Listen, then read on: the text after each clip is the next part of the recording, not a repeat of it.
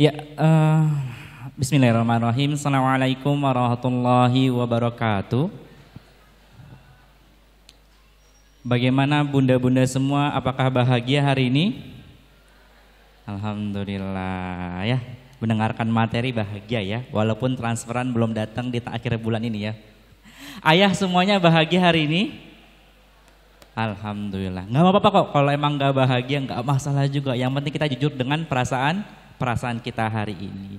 Oke, alhamdulillahirabbil. Pada kesempatan kali ini perkenalkan saya Adi dari tim Fatherman yang merupakan salah satu lembaga yang didirikan oleh Ayah Irwan bersama Ustadz Benri Jaisur Rahman.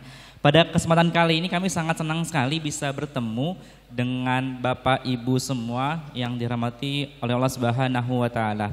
Izin kami ada hal-hal yang ingin kami sampaikan kepada Bapak Ibu semuanya, tentunya untuk penguatan apa yang disampaikan oleh Ayah Irwan tadi gitu ya.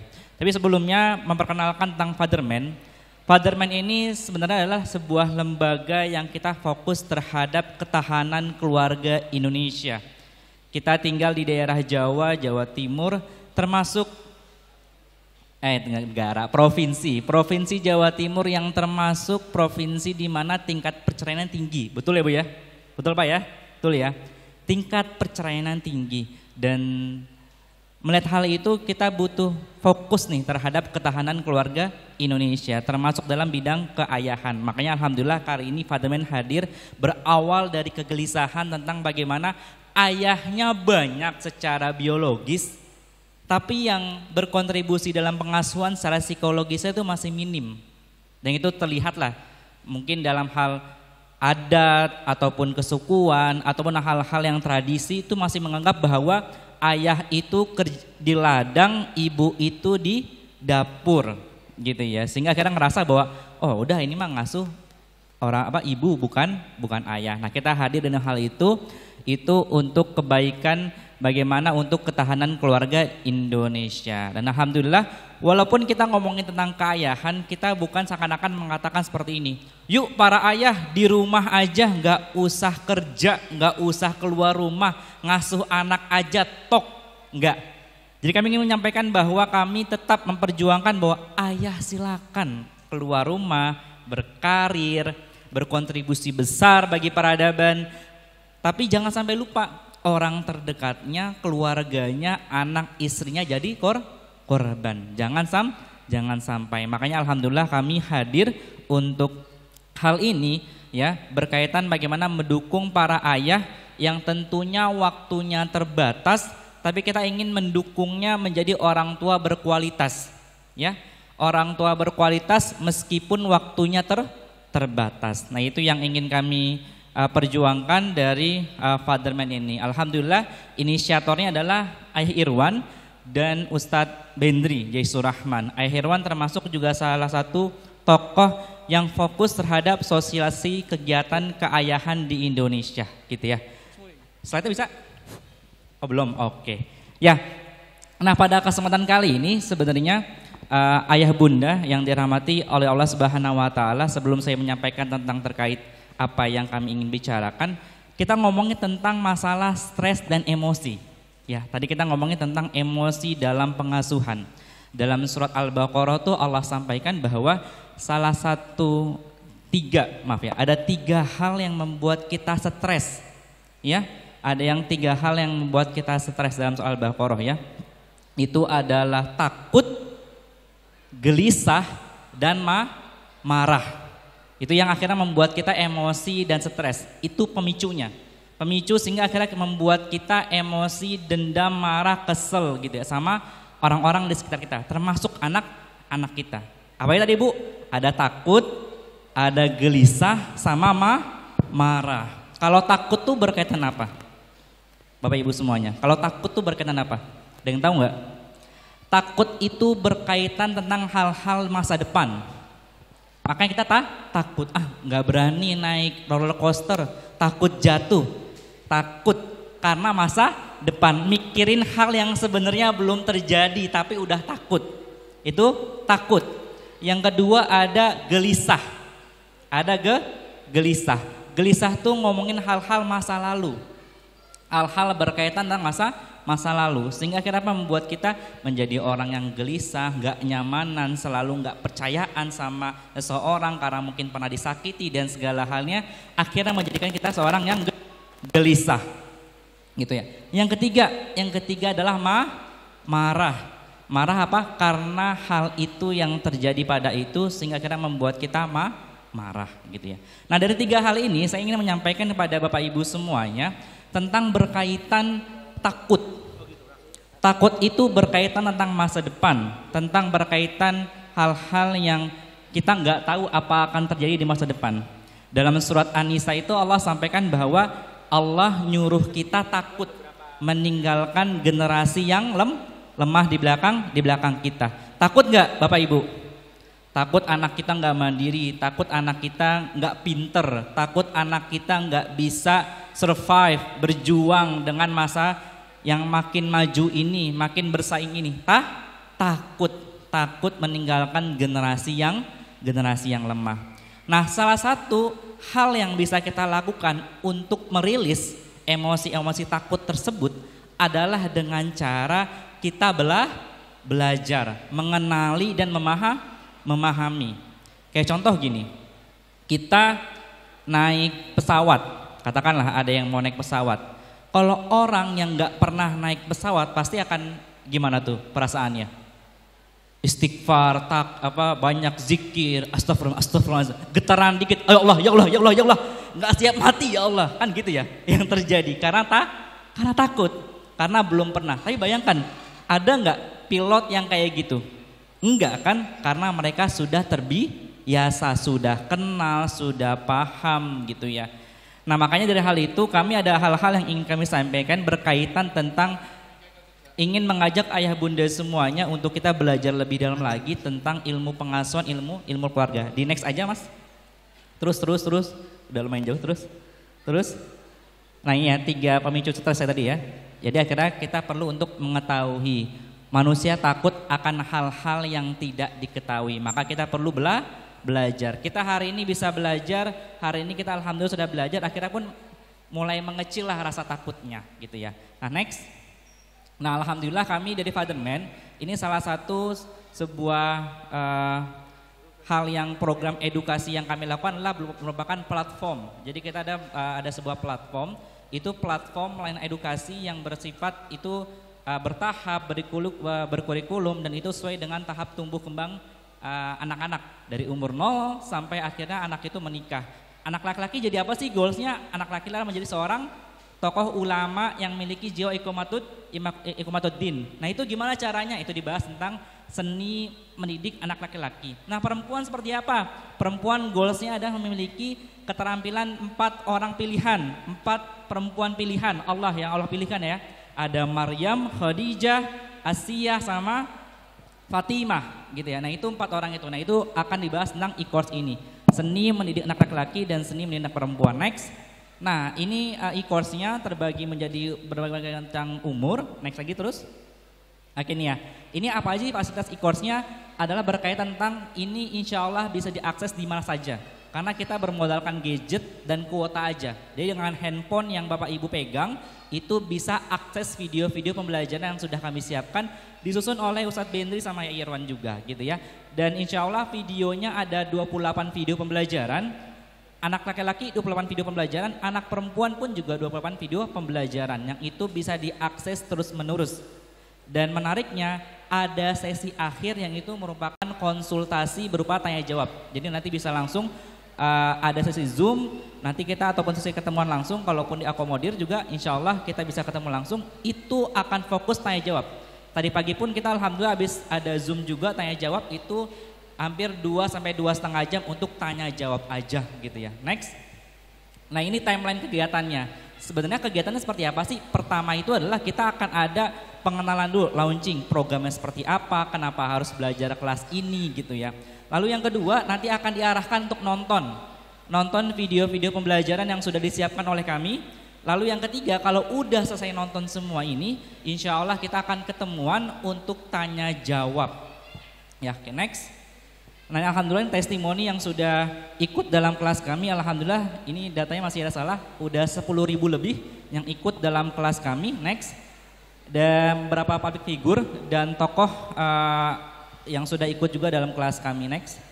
Nah, ini juga kerjasama dengan sekolah, beberapa sekolah dan kelembagaan yang sudah kerjasama dengan kami, ada sekolah daerah Bali, Bogor, Bekasi, lalu juga ada perusahaan daerah Papua, ada Freeport.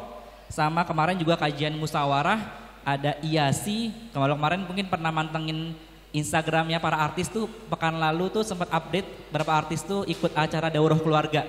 Nah, itu kami yang ngekonsepkan, mengorganize acaranya gitu ya. Itu ada juga sekolah-sekolah yang lainnya juga. Next. Nah ini, e-course-nya yang kami tawarkan, kalau kami biasanya jual secara umum, secara reguler, itu satu judul itu harganya 347.000. Tapi untuk kali ini yang alhamdulillah kami sangat senang sekali, antusiasnya besar sekali untuk hadir acara pada kali ini. Kami ingin mengapresiasi ayah bunda semuanya, ada harga khusus, harga spesial yang kami tujukan kepada ayah bunda semuanya. Berapa harganya? Next. Itu harganya 150.000 per judul, hampir 50% ada potongan harganya. Nah, ini bisa diakses. Lalu yang itu ada e-course tentang anak laki-laki dan anak perempuan. Biasanya kami itu kerjasama langsung ke sekolah, ngajuin ke sekolah, ngajuin ke komite, komitenya sudah oke, tinggal jumlah muridnya berapa. Tapi kalian mungkin kita belum ngobrol dengan lebih dalam dengan pihak sekolah dan pihak komite juga, makanya kami ini share aja untuk hal-hal ini. Katakan kalaupun nanti bisa diakomodir oleh sekolah ataupun komite itu lebih bagus lagi. Tapi kalau katakan pengen banget cepet kita hari ini belajar, bisa aja langsung dapat harga yang spesial ini, yaitu 150.000 per judul. Next. Lalu kalau mau ikut 2 judul berapa sih? Anak laki-laki dan perempuan itu harganya lebih hemat lagi, seharga 250.000 per judul. E-course ini kenapa kami buat dalam bentuk platform? Ya, belajar online mah capek, udah sering kemarin pas lagi masa Covid. Kenapa ini kami buat? Ustadz Bendri sama Yai Irwan ini satu hari dapat keluhan atau konsultasi masalah keluarga, satu hari itu dapat 50 pertanyaan. 50 pertanyaan satu hari. Yang semua ngomongin pasangannya, ngomongin anaknya, ngomongin keluarganya, ngomongin mertuanya. Pokoknya tumpah ruah di WA-nya Ustadz Bendri sama Yai Irwan. Dan setelah kami lihat ternyata pertanyaan-pertanyaan tersebut lebih cenderung pertanyaan-pertanyaan yang sebenarnya bisa dipelajari. Tapi kebanyakan panik nyari orang. Siapa yang bisa bantu saya? Siapa yang bisa support saya? Itu kebanyakan. Padahal bisa dipelajari. Makanya e-course ini kenapa kami buat, kami tawarkan juga kepada ayah bunda semuanya. Ini merupakan niat baik kami agar distribusi keilmuan parenting ini bisa tersebar dengan luas. Jadi kita nggak panik, lebih sering akhirnya nyari orang, nyari psikolog, nyari psikiater gitu ya. Nah, langsung next. Nah, kalau mau daftar atau mau ikut segala halnya dengan cepat, langsung aja scan barcode-nya. Perhatikan di landing page-nya atau website kami, itu nanti akan informasi lebih detail tentang pembelajarannya seperti apa, atau klik di website kami fatherman.id/e-course, itu akan ada informasinya. Next boleh?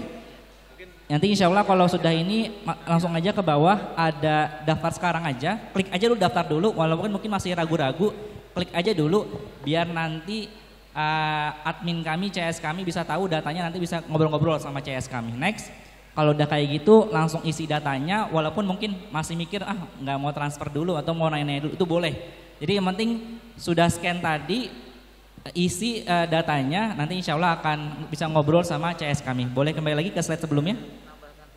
Nah itu silakan boleh di scan barcode-nya untuk bisa belajar parenting lebih dalam lagi, berkurikulum sesuai dengan tahap tumbuh kembangnya. Oke, itu aja yang bisa saya sampaikan karena waktu saya terbatas juga untuk pertemuan kita kali ini. Insya Allah kita akan lanjut ke sesi tanya jawab bersama Yai Irwan. Itu aja, terima kasih banyak semuanya. Assalamualaikum warahmatullahi wabarakatuh.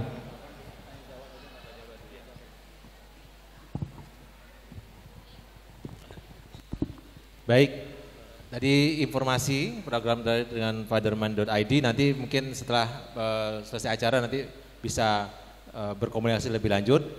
Langsung saja kami beri kesempatan untuk kita tanya jawab, ya, karena nanti juga masih ada mohon nanti bisa berkenan tinggal dulu karena sebenarnya masih ada simulasi ya. Ayah Irwan sudah menyiapkan simulasi untuk kita berlatih ya, berlatih tadi mengelola emosi. Nah, coba saya memberi kesempatan dulu untuk bertanya. Mungkin untuk yang pertama, mudah-mudahan nanti waktunya juga masih memungkinkan 3 orang. 3 orang pertama saya persilakan. 3 pertama ya. Yang pertama mungkin saya satu dulu Bapak yang di belakang. Oke. Kemudian Ibu yang di sebelah mana ini? Timur ya, timur satu sama Bapak satu di depan. Sementara itu dulu. Silakan bisa langsung disampaikan namanya dan kemudian pertanyaannya langsung to the point. Silakan Bapak yang pakai baju merah di belakang, Mungkin ke yang berdiri. Mas, bisa slide-nya balik ke materi aja. Makasih Mas Pandu. Bismillahirrahmanirrahim. Assalamualaikum warahmatullahi wabarakatuh. Waalaikumsalam warahmatullahi wabarakatuh. Alhamdulillah, terima kasih atas kesempatan yang diberikan untuk sesi tanya jawab ini. Terima kasih kepada Ayah Irwan Rinaldi. Kesempatan ini saya ingin sharing. Tadi Bapak telah bicara panjang lebar tentang. Maaf, mohon namanya Bapak. Perkenalkan, nama saya Ayah Toto, ayah dari Mbak Bila kelas 6B. Ayah Irwan Rinaldi, tadi Bapak telah panjang lebar bicara tentang manajemen emosi orang tua dalam pergaulan. Menurut hemat saya, di samping orang tua bagaimana mengendalikan emosi dalam pergaulan, yang paling penting adalah bagaimana kita menjalin komunikasi yang baik kepada anak-anak kita. Ini pengalaman anak-anak saya. Biasanya kalau anak-anak masih usia-usia kecil, ya katakanlah umur kelas 4 SD ke bawah atau kelas 5 SD ke bawah, itu cenderung dia apa-apa bisa cerita. Tapi kalau udah agak gede, apalagi udah SMP atau SMA dan sebagainya, itu cenderung kalau nggak diduduk dia nggak akan ngomong, nggak akan cerita. Nah, saya ingin bertanya kepada Ustadz Ayah Irwandi, bagaimana ya peran ayah supaya saya itu bisa menjalin hubungan yang intim dengan anak-anak saya. Anak-anak saya dua-duanya perempuan. Tapi alhamdulillah istri saya cukup bijak, jadi dia kadang masih bisa mengambil hati anak-anaknya, sehingga kadang-kadang kalau ada masalah bisa cerita. Nah, pertanyaannya itu aja Pak, bagaimana peran seorang ayah untuk bisa menjalin komunikasi yang baik anak-anaknya gitu ya, lebih intim lagi. Terima kasih. Iya. Terima kasih Pak Ayah Toto. Yang selanjutnya saya jawab? Ibu. Saya jawab dulu, monggo ya. Ayah Irwan. Ya, saya khawatirnya lupa nih Ayah. Saya jawab Bismillahirrahmanirrahim, Ayah Toto ya Mas. Tadi saya sampaikan Ayah bahwa salah satu usaha kita sebenarnya untuk memperbaiki dan mengelola emosi itu adalah memahami tahap perkembangan anak-anak, gitu ya Ayah Toto ya. Jadi tahap perkembangan anak-anak itu contoh sederhananya begini. Apa yang dibutuhkan anak kita terhadap ayahnya di setiap tahap perkembangan. Saya batasi tahap perkembangan yang saya bahas tadi itu sampai sekitar umur 15 tahun. Karena secara teorinya Ayah, anak-anak perkembangan tumbuh kembangnya yang terbaik itu ada sekitar di umur 0 sampai 15 tahun. 0 sampai 7 tahun potensi tumbuh kembangnya sekitar paling minim itu 87,5%. Anak 8 sampai 15 tahun itu tahap perkembangan potensi tumbuh kembangnya tinggal sekitar 67%. Kalau di umur 15 tahun ke atas itu hanya tinggal potensi tumbuh kembang itu sekitar 20 sampai 25%. Jadi apa yang harus kita lakukan terutama ayah? Kalau saya yang pertama, Ayah Toto adalah prinsip keayahan itu ayah nggak hadir setiap saat nggak apa-apa. Tapi ayah harus hadir pada saat yang tepat. Nah, bagaimana hadir pada saat yang tepat itu? Satu, yang pertama otomatis kita harus mengetahui, mengenali dan memahami anak-anak kita. Agak susah kalau kita mau menghebatkan anak kita tanpa kita mengenal dan memahami. Ada 2 pekerjaan yang tadi sudah saya sampaikan Ayah Toto. Satu, mengenal itu adalah secara fisik. Misalnya Ayah Toto ya, anak kita tingginya berapa, kemudian beratnya berapa ya, hal yang sangat sudah lumrah lah.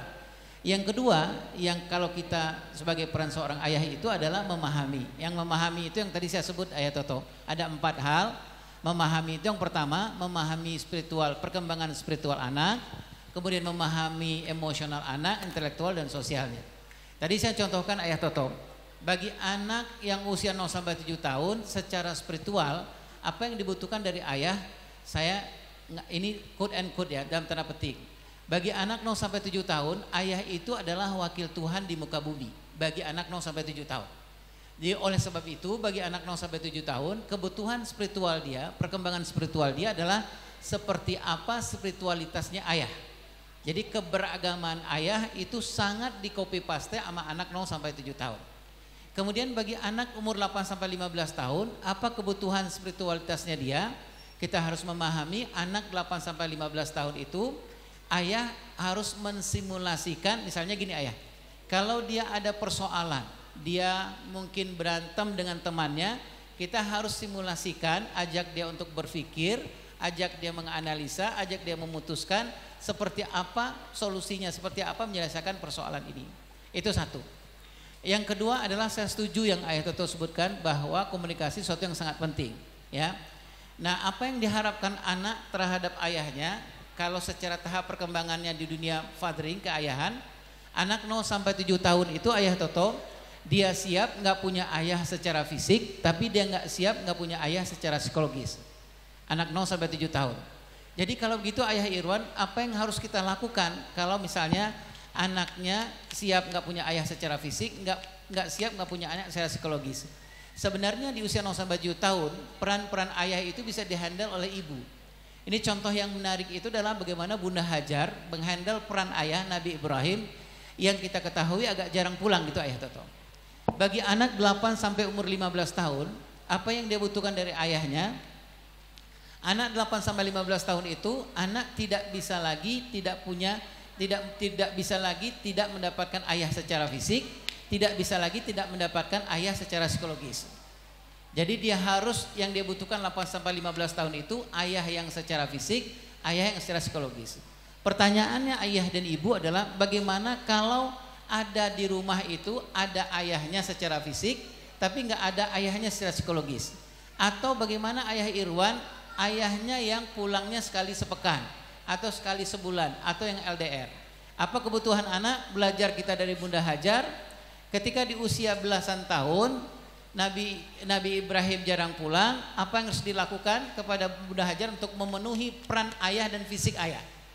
Satu hal yang menarik Ayah Toto adalah Bunda Hajar selalu kalau ada kabilah-kabilah yang datang ngambil air zam-zam itu, ke air zam-zamnya, selalu bertanya kepada kabilah ini, wahai kabilah, apa kehebatan yang kalian punyai? Kemudian kalau kabilah itu menjawab bahwa kami punya kehebatan berburu. Nah, kata Bunda Hajar, tolong ajarkan kepada Ismail, ya, bagaimana berburu, bagaimana laki-laki fisiknya berburu itu, bagaimana psikologisnya berburu itu, bagaimana berani, bagaimana bisa memutuskan. Nah, ayah dan bunda yang mulia SWT, apa kebutuhan anak? Nah, itulah kebutuhan anak terutama di usia 0-15 tahun. Kenapa saya menyebut 0-15 tahun? Karena tadi alasannya adalah bahwa proses tumbuh kembang yang paling hebat itu adanya di usia golden period 0 sampai 15 tahun. Kemudian pertanyaan Ayah Toto, persoalan kebutuhan anak terhadap ayahnya. 0 sampai 7 tahun itu yang ketiga nih Ayah Toto. Ada 5 kebutuhan yang paling hebat dari anak terhadap ayahnya usia 0 sampai 7 tahun. Satu adalah dia butuh kehangatan Ayah Toto. Kehangatan itu adalah suasana. Suasana bagaimana ayahnya memperlakukan ibunya, bagaimana ibunya memperlakukan ayahnya. Yang kedua, anak 0 sampai 7 tahun yang dibutuhkan itu kedekatan. Kedekatan itu fisik. Seberapa besar, seberapa banyak ayahnya memeluk dia, mencium dia, mendekap dia. Yang ketiga adalah kelekatan. Kelekatan itu lebih kepada psikologis. Dr. Asobali menyebutkan ayah di usia 0 sampai 7 tahun jangan kurang 4 kali sehari semalam memberikan pujian dan apresiasi kepada anak laki-laki dan perempuan. Gitu ya Bunda ya, karena itu kebutuhan secara tahap perkembangan 0 sampai 7 tahun dari ayahnya. Apa itu Ayah Irwan? Jadi anak perempuan, anak laki-laki di usia 0 sampai 7 tahun, misalnya gini, ayah datang ke rumah, ayah bisa mengatakan kepada anak perempuan, ya Allah nak, gitu ya, matamu indah sekali atas izin Allah. Nah, itu satu. Kalau Dr. Asobali mengatakan jangan kurang 4 kali dalam sehari semalam. Kebutuhan anak 0 sampai 7 tahun. Kemudian kebutuhan anak terhadap ayahnya 0 sampai 7 tahun, yang keempat dan kelima adalah keterikatan dan keterlibatan. Jadi kalau anaknya main, ayahnya terikat dan terlibat. Jadi jangan ayahnya anak main tapi ayahnya nggak terikat dan terlibat. Jadi di usia 0 sampai 7 tahun. Terakhir Ayah Toto jawaban saya. Apa kebutuhan anak di usia 8 sampai 15 tahun terhadap ayahnya? Cuman 2 Ayah Toto. Satu, anak laki-laki membutuhkan, wahai ayah, downloadkan kelaki-lakian kepadaku. Waktunya cuman mepet Ayah Toto. 8, 9, 10, 11, 12 sampai 15 tahun. Kalau anak laki-laki bilang apa kebutuhan dia terhadap ayahnya? Cuman 1. Perempuankan aku wahai ayah. Latihkan keperempuanan kepada aku, bekerja samalah dengan ibu. Apa contohnya? Tolong simulasikan bagaimana menjadi Bunda Maryam binti Imran, tolong simulasikan bagaimana menjadi Bunda Khadijah, tolong simulasikan bagaimana menjadi Bunda Aisyah binti Muzahim, dan bagaimana menjadi Bunda Fatimah binti Muhammad sallallahu alaihi wasallam. Itu intinya Ayah Toto, kebutuhan ayah terhadap anaknya di usia 8 sampai 15 tahun. Kemudian kalau kita bertanya lagi, Ayah Irwan, apa kebutuhan ayah terhadap anaknya, anak terhadap ayahnya ketika usianya 20 tahun ke atas atau 15 tahun ke atas. Satu hal yang paling dibutuhkan anak itu adalah ayah, dia butuh tidak lagi dalam prosesi teaching tapi prosesinya coaching. Jadi dia butuh umur 21 tahun ke atas itu, ayah dampingi aku. Gitu ya Bunda ya. Kalau aku salah melangkah, ingatkan aku. Kalau aku hebat dalam langkah, dorong aku, berikan aku dukungan. Mungkin gitu Ayah Toto. Wallahu a'lam bishawab. Kalau saya kurang. Baik, lanjut dulu. Ibu yang di sebelah timur sini tadi ya. Ini Pak Pandu di depan sini. Ya ini. Ya. Mungkin nanti ayah lanjut langsung 2, gitu nanti langsung direspon ayah Iwan ya. Silakan Ibu. Assalamualaikum warahmatullahi wabarakatuh. Waalaikumsalam warahmatullahi wabarakatuh. Perkenalkan ayah, nama saya Primi. Saya wali murid dari Mbak Nabila kelas 2. Pertanyaan saya kelas 2. Iya, seorang putri kelas 2. Pertanyaan saya adalah bagaimana kita bisa mengenali luka batin anak kita yang disebabkan oleh kita, karena anak itu macam-macam karakternya dan anak adalah tipe manusia yang pemaaf ya. Jadi kalau setelah dia bertengkar dengan teman, besoknya dia baikan, dia sudah kita marahin, besoknya dia juga masih dekat dengan kita. Kemudian yang kedua, bagaimana cara kita menyembuhkannya, atau haruskah disembuhkan dengan melalui bantuan pihak lain. Terima kasih. Wassalamualaikum warahmatullahi wabarakatuh. Waalaikumsalam. Mungkin sekaligus Bapak yang di depan. Depan sini Pak Pandu.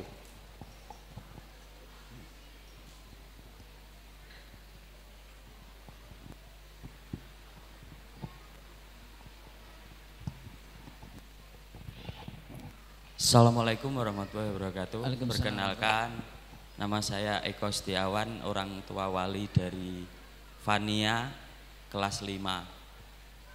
Yang menjadi pertanyaan, saya sendiri sebagai seorang ayah itu merasa memiliki hutang pengasuhan dan juga luka pengasuhan. Yang jadi pertanyaan, bagaimana saya harus menebus hutang pengasuhan dan bukan hanya membasuh lukanya tapi menyembuhkan luka pengasuhan yang saya alami, biar saya bisa mencontohkan atau menstimulasikan terhadap putri saya.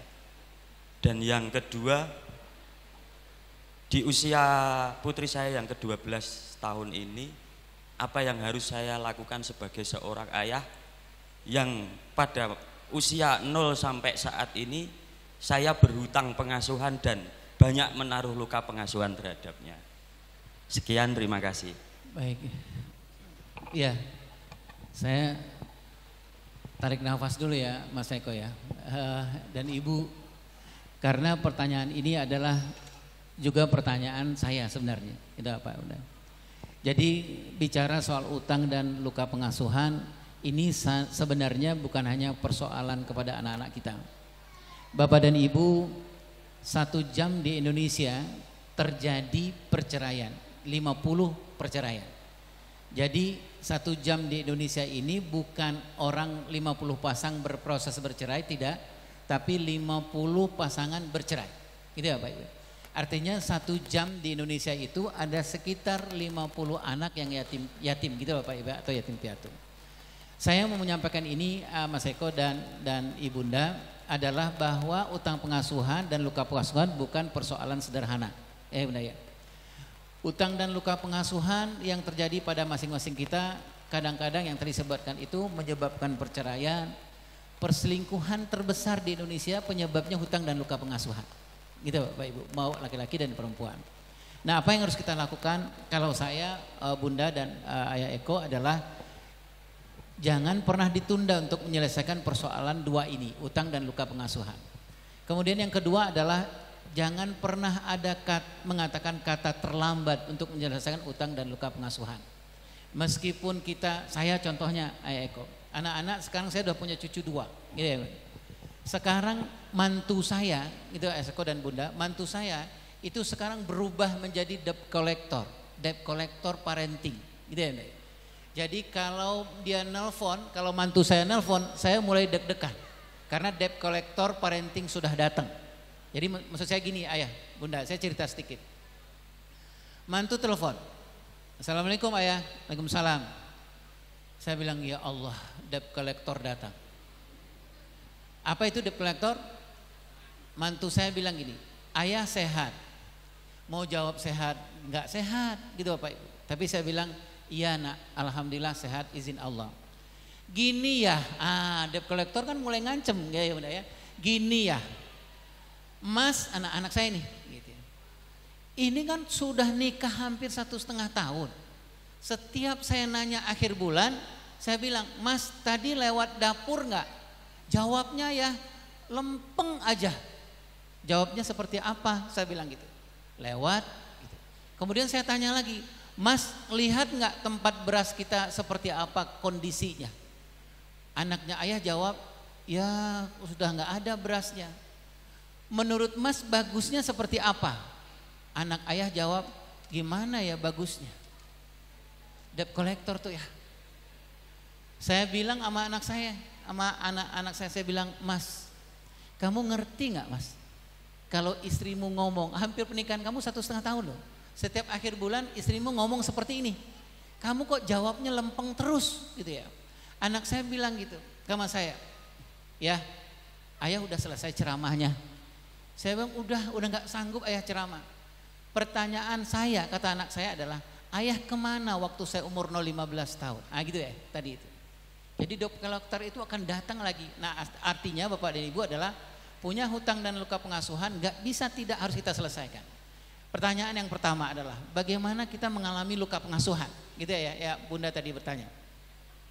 Orang yang mengalami luka pengasuhan, kata para ulama, para ahli, dia kalau tidak dibenarkan, nggak diperbaiki, dia akan menjadi pelaku. Gitu Bapak Ibu ya, baik di rumah maupun di sekolah. Bapak dan Ibu pernah melihat di sekolah-sekolah yang gurunya kejamnya luar biasa, tapi sering senyum, tapi kejamnya luar biasa. Apa itu sebabnya Bapak Ibu? Karena persoalan dia pernah mengalami luka dan hutang pengasuhan yang belum selesai. Saya pernah jadi guru TK Mas Eko dan Bunda. Saya kalau dengan anak-anak itu, kalau di depan orang tua murid ngajar, senyum saya luar biasa. Saya bilang, Assalamualaikum warahmatullahi wabarakatuh. Anak-anak bilang, Waalaikumsalam warahmatullahi wabarakatuh gitu. Anak-anak itu senyumnya luar biasa. Ketika orang tua udah nggak ada, saya bilang tuh, gitu. Saya bilang gitu ya. Apa ini Ayah Bunda? Karena utang pengasuhan saya, gitu Ayah Bunda. Nah, apa yang harus kita lakukan Ayah dan Bunda mengalami luka pengasuhan? Luka pengasuhan ini kan segala sesuatu yang bersangkut paut dengan persoalan psikologis. Kalau kita mengalami luka pengasuhan dengan orang-orang dewasa di masa kecil kita, di masa golden period kita, para ahli ulama menyebutkan melakukan 3 langkah saja. Yang pertama adalah memberikan maaf kepada orang-orang yang ada di masa kecil kita, di masa terbaik kita. Para ahli mengatakan jangan berikan lautan pemaafan, tapi berikan samudra pemaafan kepada orang-orang dewasa yang ada di sekitar kita di usia 0 sampai 15 tahun kita. Samudra pemaafan itu kata para ahli itu sangat banyak pengaruhnya kepada struktur otak, gak banyak pengaruhnya kepada struktur emosional. Jadi berikanlah kepada orang dewasa satu pemaafan, samudra pemaafan. Yang kedua adalah kata para ulama, para ahli, setelah kita memberikan samudra pemaafan, yang kedua adalah doakan. Doakan ini juga adalah membenahi struktur konstruksi otak dan konstruksi emosi orang. Jadi ke orang yang stres itu Bapak dan Ibu banyak memaafkan, mudah-mudahan dia kesehatan mentalnya jadi baik. Itulah sebabnya kenapa disunnahkan sebelum kita tidur kita sering memaafkan orang yang berbuat salah sama kita dan kita minta maaf kepada Allah Subhanahu wa taala, minta ampun kepada Allah. Yang ketiga adalah birrul walidain, kepada orang-orang dewasa sekitar kita. Jadi kalau misalnya anggaplah gitu Mas Eko dan Bunda, anggaplah di usia kecil, di usia 0 sampai 15 tahun ada mungkin ayah kita, ibu kita atau orang dewasa sekitar kita yang sebenarnya tidak sengaja membuatkan luka pengasuhan kepada kita. Berikanlah hadiah sekarang, berikanlah kebaikan sekarang, karena itu akan memperbaiki kesehatan mental kita. Itu ayah bunda.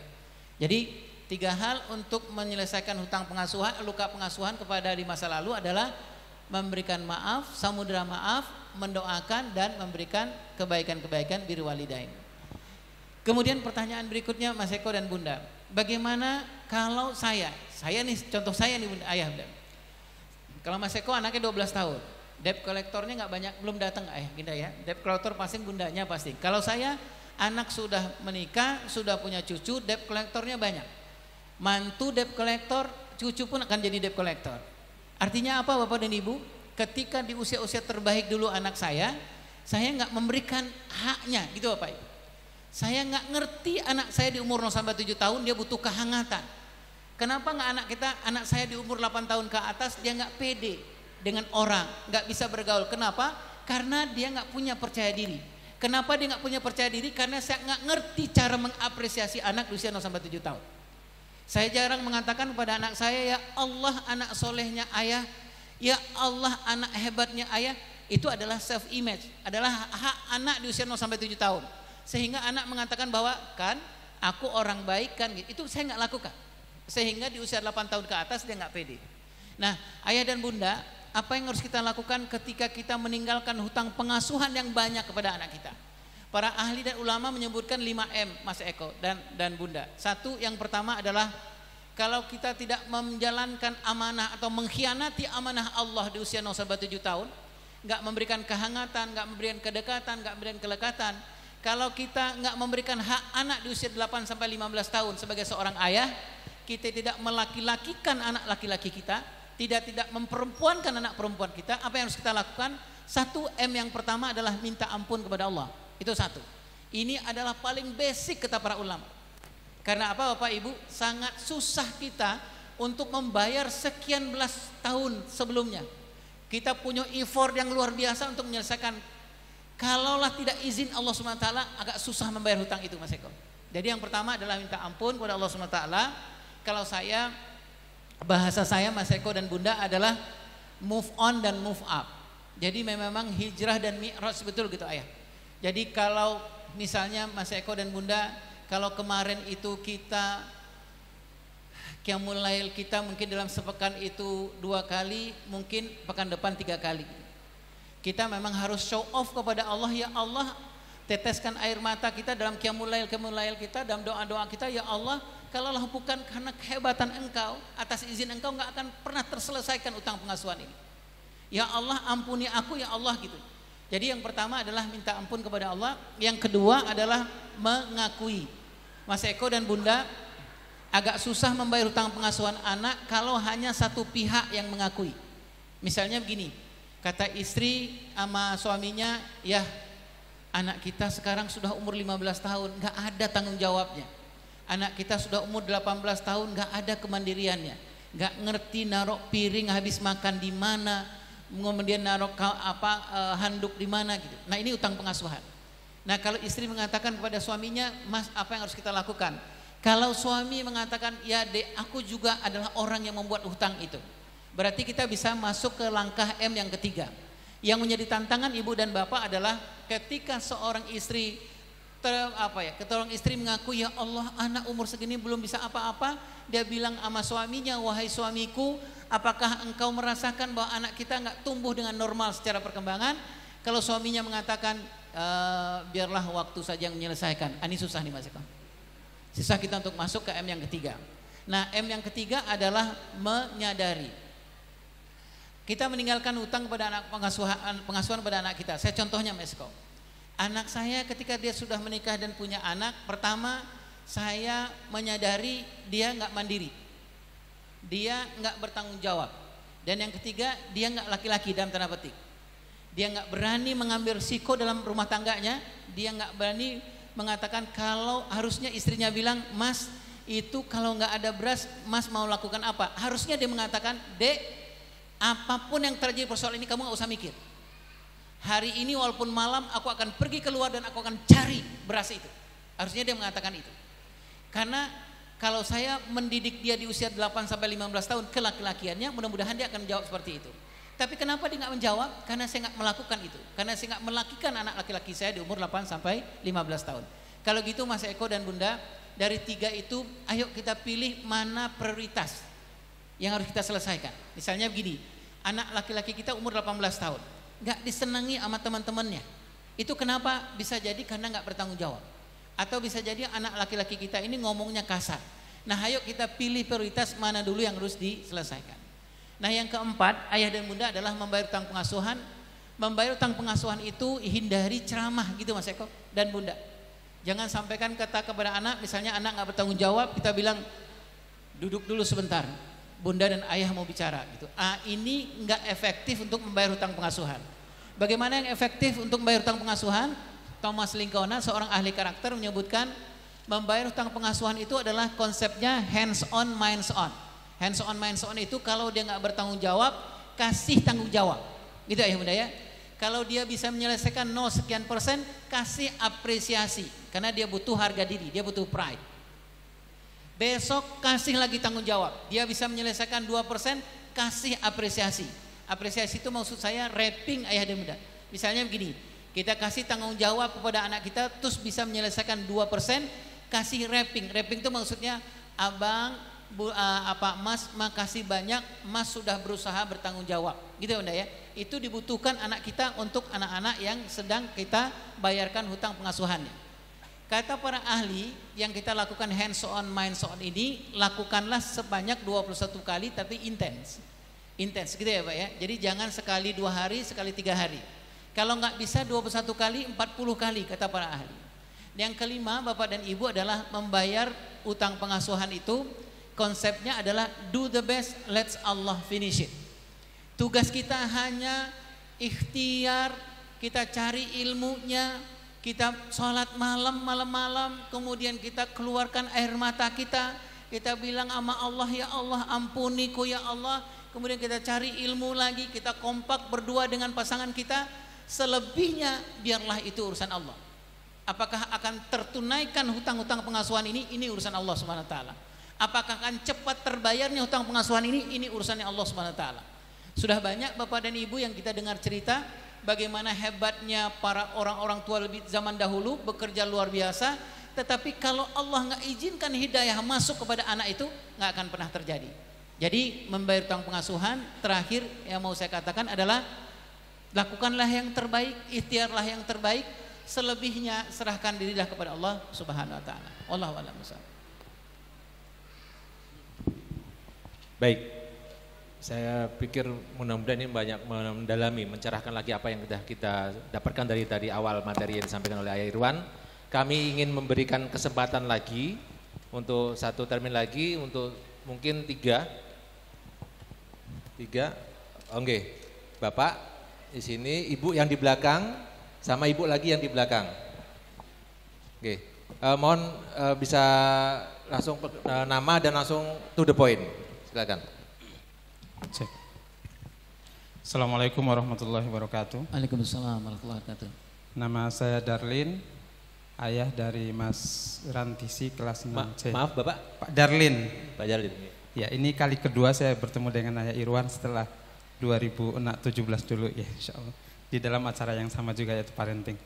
Satu pertanyaan dari saya, mungkin tadi sudah berbicara tentang banyak hal luka pengasuhan gitu ya. Yang tadi sudah dijelaskan panjang lebar, Masya Allah luar biasa. Pertanyaan saya sederhana, yaitu kalau yang disebutkan tadi dijelaskan adalah ketika ayahnya hadir gitu ya. Ketika ayahnya hadir bisa mengobati luka-luka pengasuhan tadi itu. Nah, bagaimana dengan misalnya anak-anak yang atau orang tua yang kemudian menyekolahkan anak-anaknya yang jauh dari di misalnya pesantren dan lain sebagainya, di boarding dan sebagainya, dan itu dia masih ada luka pengasuhan. Nah, ini kira-kira apa upaya orang tua, ya khususnya sebagai seorang ayah ataupun seorang ibu, adakah gitu ya, trik atau mungkin sesuatu yang bisa dilakukan? Sementara kan ini kan jarak jauh dengan anak, tidak bisa bertemu dengan anak ya. Adakah kira-kira yang bisa dilakukan oleh orang tua? Terima kasih. Ya, makasih banyak. Masya Allah ya, orang tua al-Islam ini kalau sesi tanya jawab seperti ujian tesis gitu Bapak ya, Masya Allah.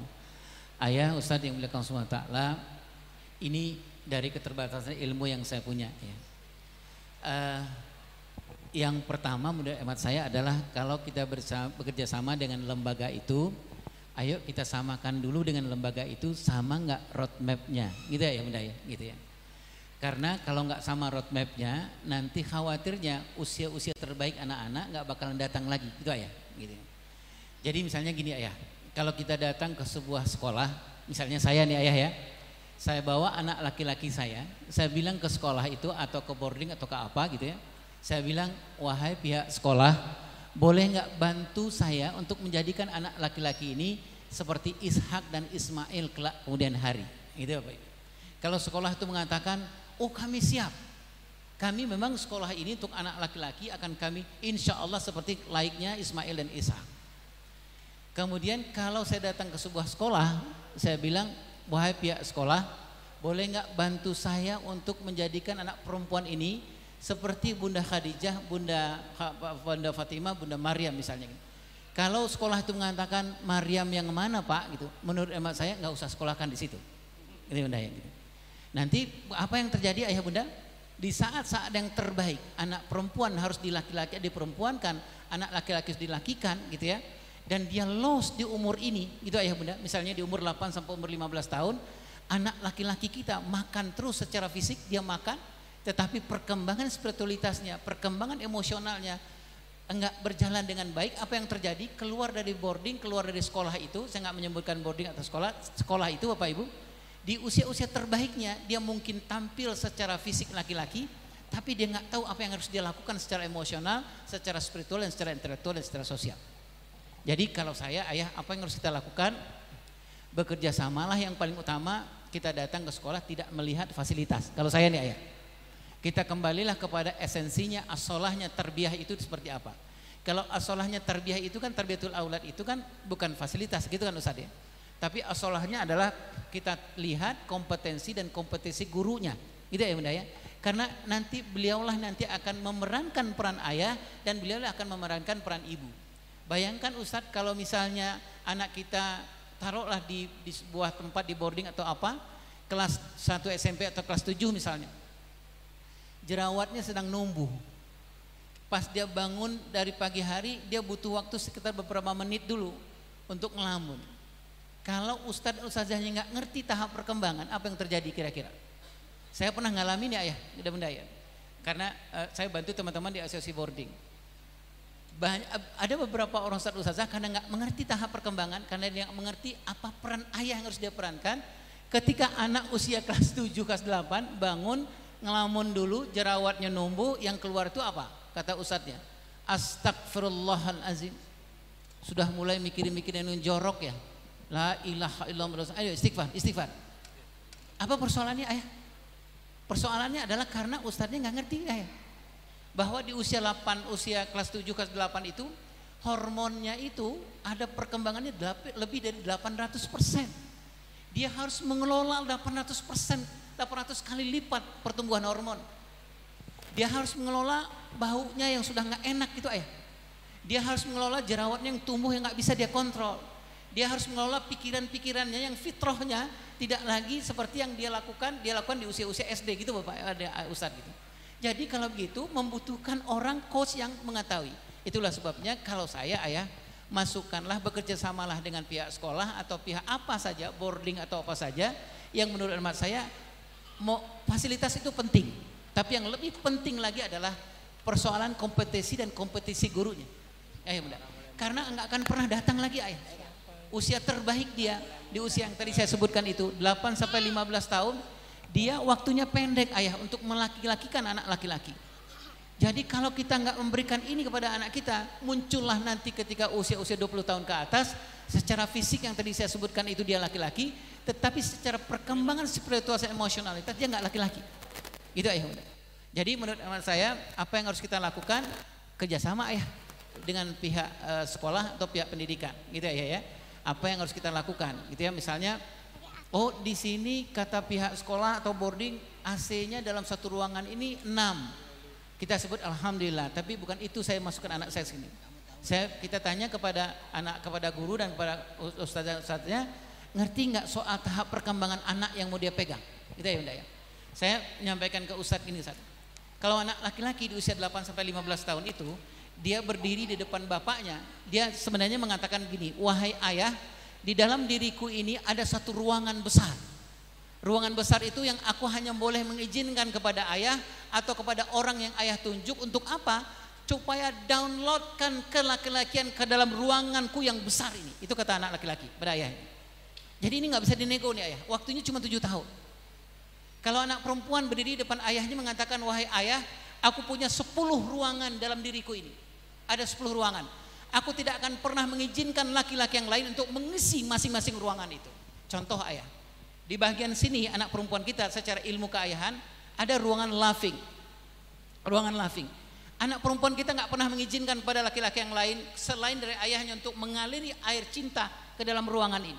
Itulah sebabnya kata Dr. Asobali mengatakan, jangan pernah wahai ayah memberikan apresiasi kepada anak perempuanmu kurang dari 4 kali.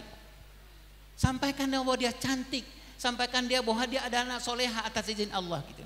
Jadi ayah, kita carilah boarding atau sekolah yang bisa mengakomodasi ini. Gitu ayah bunda ya. Jadi kenapa saya mengatakan ini? Karena memang waktunya sudah selesai. Saya mengatakan ayah, di usia-usia itu hanya pilihan kita 2, take it or leave it. Ambil anakmu ini dan isi kelaki-lakiannya, isi keperempuanannya, atau lepas, sudah selesai. Gitu ayah bunda ya. Nah terakhir apa yang harus kita lakukan ayah? Datanglah ke sekolah, datanglah ke boarding, sepakati ini yang paling utama ayah, persoalan roadmap pengasuhan ini. Karena memang Allah sudah sampaikan, innallaha astafa Adam wa Nuhan wa ala Ibrahim wa ala Imran. Gitu ya, kalau rujuklah mengasuh anak laki-lakimu kepada seperti Nabi Ibrahim beserta ayahanda ayah Imran. Wallahu a'lam bishawab. Saya mohon maaf kalau kurang ayah. Monggo, selanjutnya ibu yang di belakang, bisa langsung 2 saja ya ayah ya, biar nanti bisa langsung direspon. Minta tolong.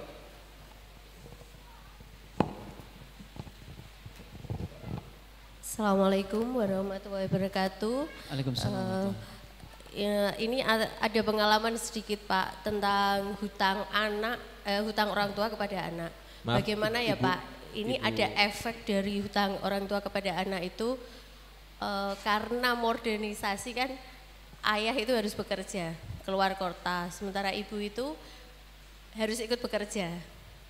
Lah, karena ayah dan ibu ini ikut bekerja dan tinggal di kota besar, otomatis kan anak-anak harus ikut dengan pembantu, satu pembantu ke pembantu yang lain. Mula-mula awalnya anak itu mogok sekolah, setelah itu didorong masuk sekolah SD. Setelah itu tumbuh kembang, masalah seperti tidak ada masalah, jalan sampai kuliah.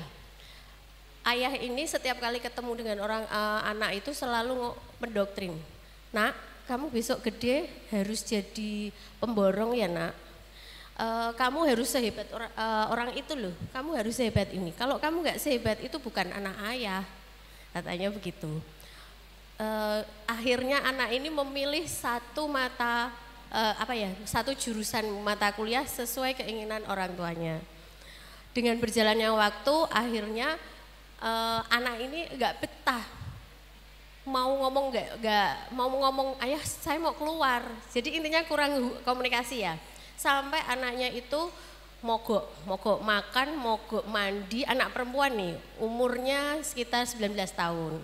Lah menurut psikologis kan kalau ada penyimpangan di anak itu umur 19 tahun ke atas itu agak susah untuk dibantu selesai.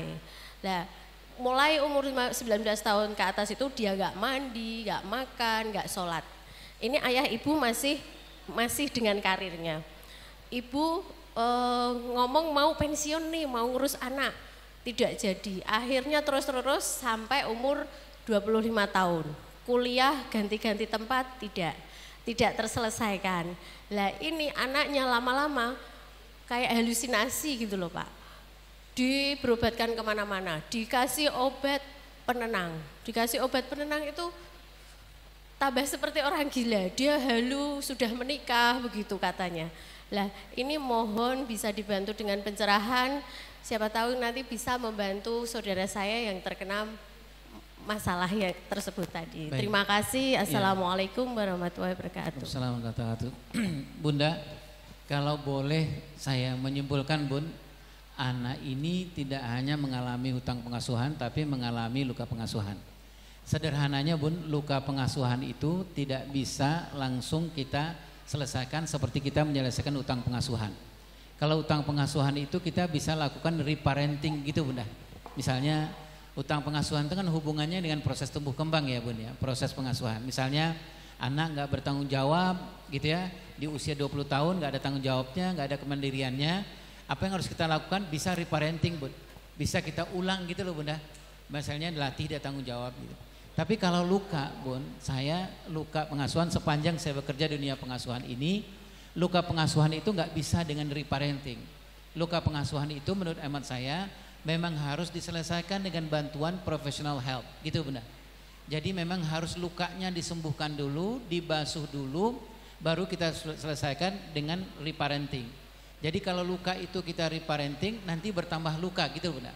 Nah jawaban singkat saya adalah kalau dia mengalami mengalami luka batin, luka pengasuhan, kalau menurut hemat saya bantulah dengan professional help. Bisa jadi ayah dan bunda tidak punya kompetensi untuk menyelesaikan persoalan itu. Selesaikan dulu psikologisnya dia, selesaikan trauma-traumanya dia. Tugas ayah bunda berikutnya adalah reparenting setelah lukanya terbasuhkan. Wallahu a'lam bishawab. Baik, mungkin yang terakhir, monggo Ibu yang di belakang. Satu lagi.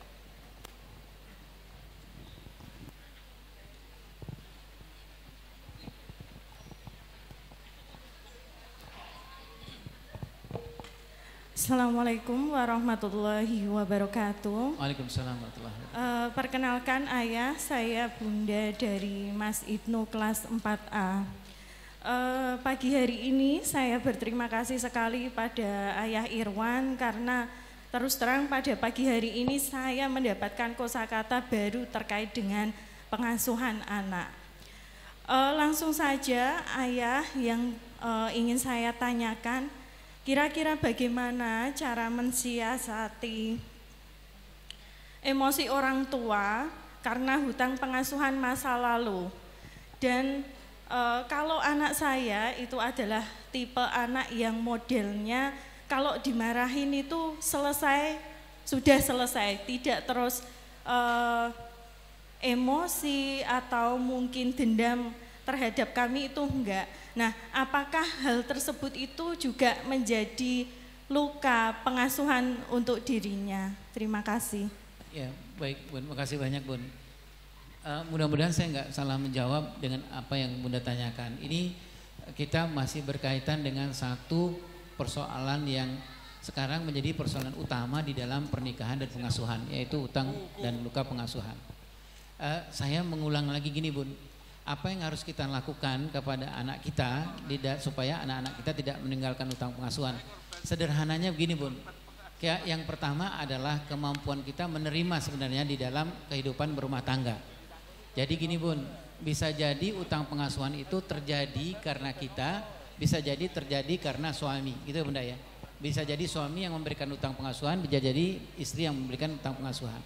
Nah apa langkah kita, menurut hemat saya adalah yang paling utama supaya jangan terjadi hutang pengasuhan kepada anak-anak adalah yang pertama membereskan dulu hubungan parenting partnership antara suami dengan istri ini.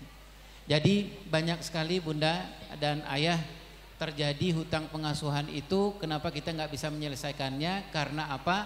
Suami berbeda dengan apa yang kita harapkan, itu bunda ya. Kita sudah berlaku baik-baik sementara suami tidak berlaku seperti yang kita inginkan. Nah, apa yang harus kita lakukan? Yang pertama adalah marilah kita mengambil contoh kepada Bunda Aisyah binti Muzahim, istrinya Fir'aun. Kenapa Bunda Aisyah binti Fir'aun itu, Bunda Aisyah itu tidak, kenapa Bunda Aisyah itu tidak minta cerai? Karena suaminya Fir'aun bukan Fir'aun, Bapak dan Ibu ya. Jadi sebenarnya dia adalah orang yang paling patut untuk minta cerai. Tapi yang paling menarik adalah kenapa kamu nggak minta bercerai dengan Fir'aun, dengan pasanganmu? Jawaban dari Bunda Aisyah ini adalah, kalau bahasanya kita sekarang adalah, aku ini bisa jadi masuk surga itu bukan karena persoalan sholatku, bukan karena persoalan infak, bukan karena persoalan sedekahku. Jangan-jangan aku masuk surga itu adalah karena Allah mentakdirkan paket lengkap ilahi yang ada di sampingku ini. Jangan-jangan aku masuk surga itu karena setiap aku melihat Fir'aun ini aku beristighfar, gitu Bapak Ibu. Jangan-jangan setiap aku melihat laki-laki ini aku ingat kepada Allah gitu. Jadi maksud saya gini Bapak Ibu, kalau kita tidak mau, dalam tanda petik tidak mau meninggalkan hutang pengasuhan pada anak-anak kita, bereskan dulu hubungan kita dengan pasangan, itu ya Bapak Ibu ya. Terimalah paket lengkap ilahi ini, gitu Bapak Bunda ya, semua kekurangan dan kelebihannya. Artinya apa? Supaya kita bisa saling ingat mengingatkan, supaya misalnya kalau kita punya hutang pengasuhan, jangan kita wariskan itu kepada anak. Suamilah yang akan mengingatkan kepada kita, dan kemudian kalau suami meninggalkan hutang pengasuhan, kita lah mengingatkan kita kepada. Dua adalah apa kira-kira yang harus kita lakukan kepada anak kita seperti yang Bunda tanyakan itu. Kalau saya Bun, utang pengasuhan itu sebenarnya kalau anak-anak di bawah 15 tahun ke atas itu jangan cepat-cepat kita mengatakan bahwa anak punya utang pengasuhan. Karena 0 sampai 15 tahun itu masih akan banyak terjadi perubahan-perubahan. Tadi Bunda yang di samping kiri menyebutkan bahwa karakter masih bisa berubah di usia 0 sampai 15 tahun. Tapi kalau sudah di atas 15 tahun, karakter akan menjadi kepribadian. Dia sudah susah untuk berubahnya. Jadi apa Bapak dan Ibu, kalau punya anak 0-15 tahun, jangan cepat-cepat untuk mengatakan kalau dia habis mandi handuknya dia taruh di mana-mana. Jangan cepat ibu-ibu dan bapak mengatakan, nah kamu punya hutang pengasuhan, gitu ya. Nah enggak Bapak Ibu, kamu punya karakter, kamu orangnya enggak bertanggung jawab. Jangan cepat di umur 0 sampai umur 15 tahun. Karena apa Bapak Ibu, di umur itu masih banyak perubahan-perubahan yang harus kita lakukan. Kalau ada anak kita di umur 7 tahun, di umur 8 tahun, di umur 10 tahun, ada misalnya dia enggak berani melakukan sesuatu, bisa jadi mungkin karena persoalan dia enggak mau beraninya, bisa jadi memang kita kurang simulasinya untuk mengajarkan simulasi keberanian kepada dia. Jadi itu mungkin nasihat buat diri saya sendiri dan kepada Bapak dan Ibu yang bertanya soal utang dan luka pengasuhan ini. Memang ini berat Bapak dan Ibu, tetapi jangan cepat-cepat kita menghakimi, menjudging anak kita bersoal dengan hutang pengasuhan. Biasanya secara efektif kita bisa melihat itu ada di umur 15 tahun ke atas. Yang terakhir, utang pengasuhan itu ayah dan bunda, Allah memberikan dua hal yang bisa kita lakukan di dalam 2 waktu. Ketika anak kita berumur 7 tahun, anak laki-laki, anak perempuan berumur 5 sampai 6 tahun, itu Allah memberikan kesempatan kepada kita untuk memperbaiki semua yang tidak kita lakukan di usia 0 sampai 7 tahun. Namanya restrukturisasi yang kedua, yang pertama. Nanti ada lagi kesempatan yang Allah berikan untuk menyelesaikan utang-utang pengasuhan yang enggak kita berikan. Itu ada di umur anak kita 14 sampai 15 tahun. Jadi di umur 14-15 tahun itu Allah memberikan kesempatan kepada kita untuk mengevaluasi seberapa laki-laki yang sudah kita laki-lakikan kepada anak kita, seberapa keperempuanan yang sudah kita perempuankan pada anak perempuan kita. Nah, cuman Bapak dan Ibu, secara teorinya lepas dari umur 15-16 tahun tidak ada lagi masa restrukturisasi. Lebih hanya pada persoalan tambal sulam saja gitu ya. Baik, boleh kembali ke materi terakhir. Saya nanti mudah-mudahan materi ini bisa di-share ke Bapak dan Ibu. Sebenarnya ada prakteknya, tapi karena persoalan waktu Saya ini mudah-mudahan ini bisa sebagai kesimpulan kita dalam bicaraan kita hari ini. Bagaimana mengelola emosi kita dalam pengasuhan? 3 saja Bapak dan Ibu dari tadi yang kita bicarakan. Pahami emosi negatif anak, kemudian kenali pemicunya, bantu selesaikan. Itu aja Bapak dan Ibu. Oke. Kemudian next Ayah dan Bunda, ini kita latihan, Ibu dan Bapak latihan di rumah untuk menghadapi latihan mengelola emosi dari 6 kebutuhan standar emosinya anak-anak yang sering terjadi di dalam kehidupan sehari-hari. Saya ambilkan beberapa poin-poinnya yang gampang Bapak Ibu hafal. Next. Yang pertama, next. Yang pertama adalah bagaimana kita mengelola emosi saat anak sedih. Nah, saya tuliskan di situ Ayah dan Bunda, nanti praktekkan saja di rumah. EPU. Nah, kalau anak sedih itu apa yang pertama kita lakukan? Empati, jangan judging. Ya, jangan hakimi gitu Bapak Ibu ya. Segitu aja sedih. Ya Allah, kamu udah gede gitu aja sedih. Itu namanya judging. Jadi anak sedih itu yang paling utama dia butuhkan adalah empati. Yang kedua adalah P. Nah, P itu adalah pahami. Apakah perlu bantuan orang tua atau tidak. Jadi kalau anak Bunda sedih, empati dulu gitu ya. Apa yang terjadi sama dia, pandangi dia, duduklah bersama. Kalau anak 0 sampai 7 tahun duduk hadap-hadapan. Kalau anak di atas 10 tahun duduk samping-sampingan. Gitu Bapak Ibu ya. Jadi kalau ada anak sedih umur 0 sampai 7 tahun hadap-hadapan. Kalau 10 tahun ke atas jangan hadap-hadapan, dia nek melihat Bapak dan Ibu. Jadi apa yang kita lakukan kalau dia sedih? Kalau sedih samping-sampingan gini. Gitu ya Bunda ya. Kalau dia laki-laki ada titik kelaki-lakian dari sini sampai ke tulang ekor. Nah, Ibu Bapak boleh empok-empok. Maaf ya, saya normal nih. Iya, saya lagi. Nah, gini-gini Ayah, samping-samping nih. Kalau dia sedih, kalau anak perempuan biasanya dia elus, ya Bunda ya. Kemudian pahami, boleh tanyakan satu, gitu ya Bapak Ibu ya. Setelah kita empati, kemudian boleh tanya satu, butuh bantuan Ayah atau tidak, gitu Bapak Ibu ya. Nah kemudian boleh diungkapkan. Next. Saat anak marah, nah saat anak marah ini catat Bapak dan Ibu, saya menuliskannya BTA, Bunda ya. B itu biarkan, sejenak biarkan dia mengekspresikan marahnya, tapi berikan batas waktu. Ini sesuai dengan tahap perkembangan. Jadi kalau dia marah nih Bapak Ibu, anaknya baru narik nafas, Ibu Bapak bilang diam.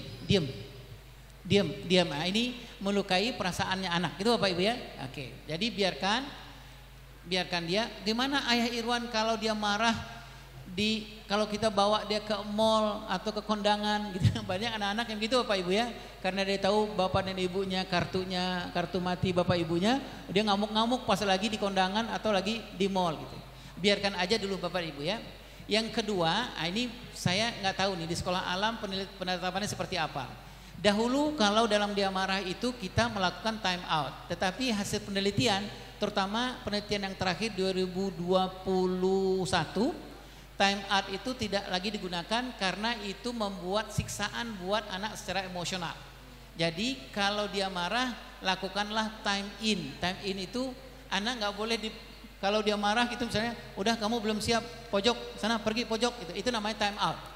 Anak dalam kondisi begitu dia merasa bahwa bapak dan ibunya nggak peduli dengan apa perasaannya, gitu Bapak Ibu ya. Jadi kalau gitu time in itu jangan dilepaskan gitu Bapak Ibu ya.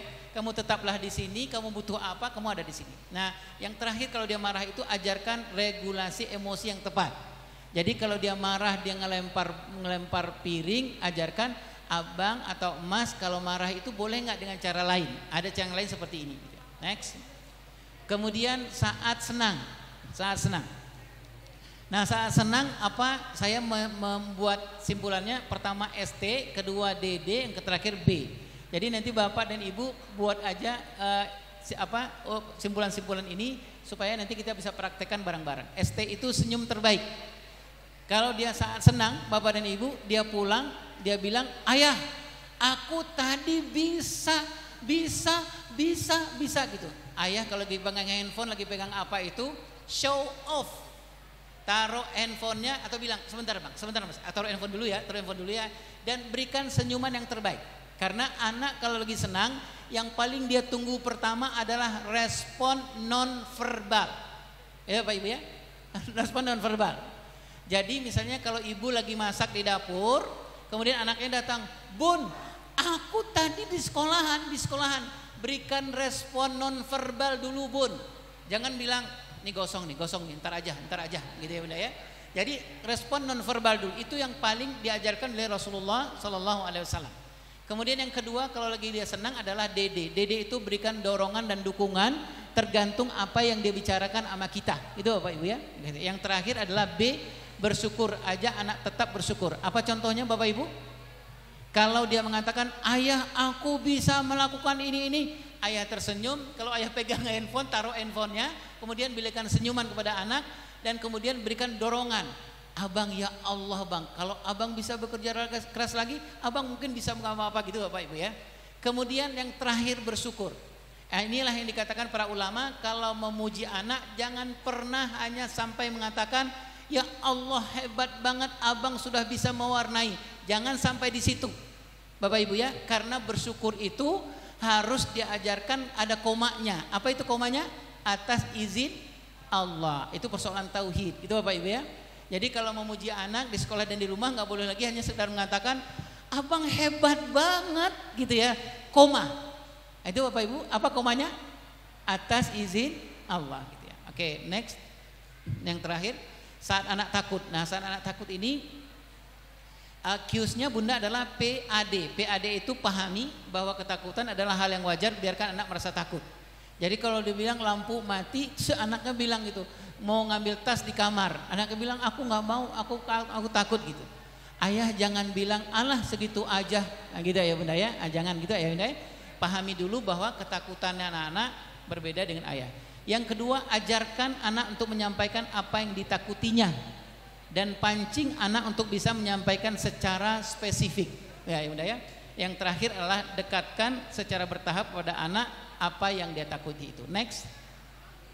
Terakhir ini Bapak Ibu, saat anak jijik. Ini yang tadi saya sebutkan 6 ini adalah keseharian nih Bapak Ibu, keseharian kita ya.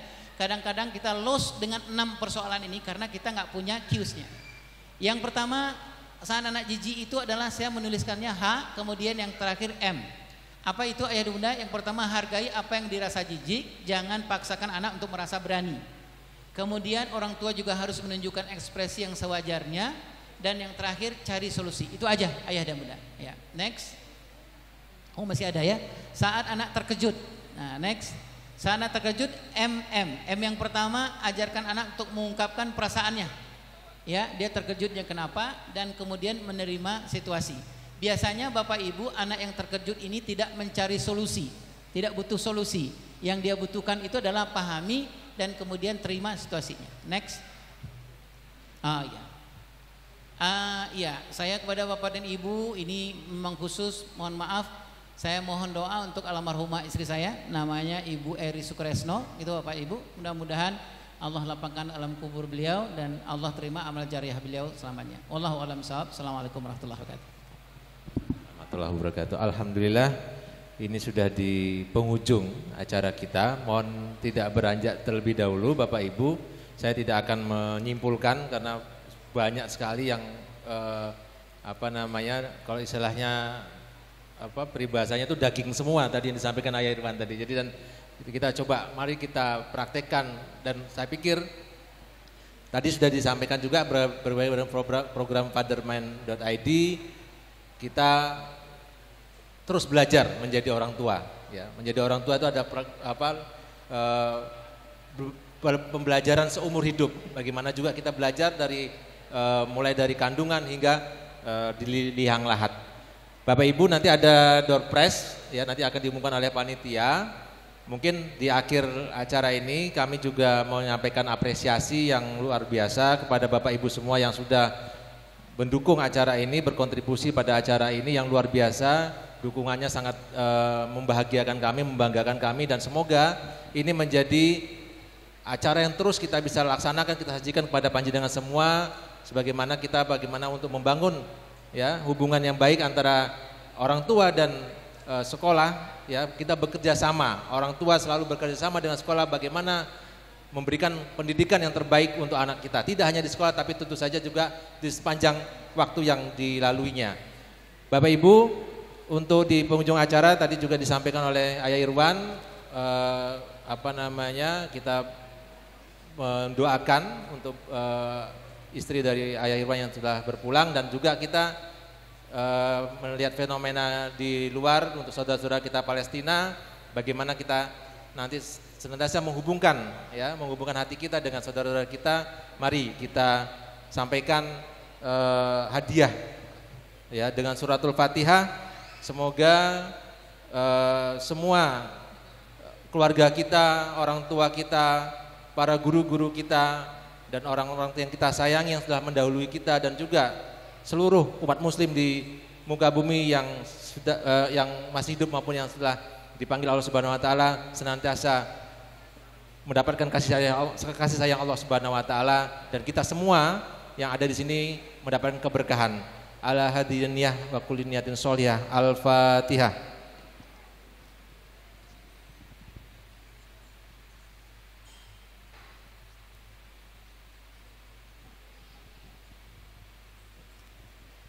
Dari saya sebagai moderator mohon maaf atas segala kekurangan, dan atas nama panitia pengurus komite sekolah Al-Islam, apabila ada hal-hal yang kurang berkenan dalam penyelenggaraan acara ini, kalau ada yang menyinggung atau tidak